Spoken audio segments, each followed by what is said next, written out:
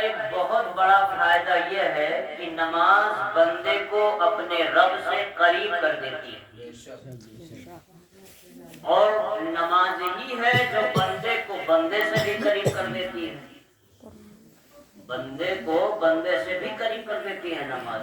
نماز کے بڑے فائدے ہیں، اس لیے ہم سوچتے ہیں کہ 2-4 منٹ آپ کو کچھ نماز کی اہمیت بتاتے ہیں۔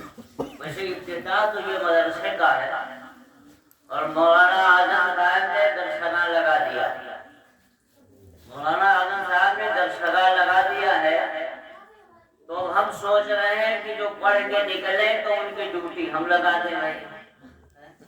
بھائی کہاں آپ کی امامت ہونی ہے، اس کو آپ کو نماز پڑھانا ہے، اور نماز پڑھنا بھی ہے۔ ایمان کے بعد میں سب سے اہم عبادت ہے نماز، ایمان کے بعد میں سب سے اہم عبادت ہے نماز، اور آج مسلمان نماز ہی سے دور ہے، جو سب سے اہم ہے اسی سے انسان دور ہے۔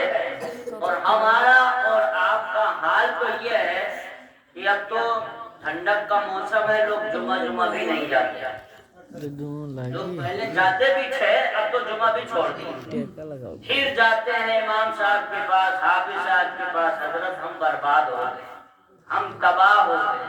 تباہی تو ہم نے لیا ہے مولانا، بربادی ہم نے خریدی ہے۔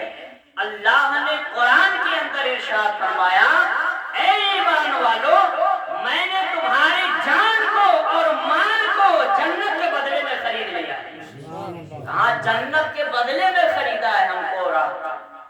تو بہت بڑے بڑے لوگ اس دنیا میں آئے اور چلے گئے، تو سارے لوگ آئے، نبیوں کو خریدا، رسولوں کو خریدا، صحابہ کو خریدا، کتب کو خرید لیا، ولیوں کو خرید لیا۔ اب سوال یہ پیدا ہوتا ہے، میرے پروردگار، ہم گنہگاروں کو کس بنا پہ خرید لیے؟ ہم تو نماز بھی نہیں پڑھتے ہے نا، جیسے آپ جمعہ بھی نہیں پڑھتے ہے، ہم سوچتے ہیں کہ اس کا کچھ فائدہ ہم آپ کو بتائیں تو ہو سکتا ہے کوئی اللہ بندہ ہے میں نمازی ہو جائے۔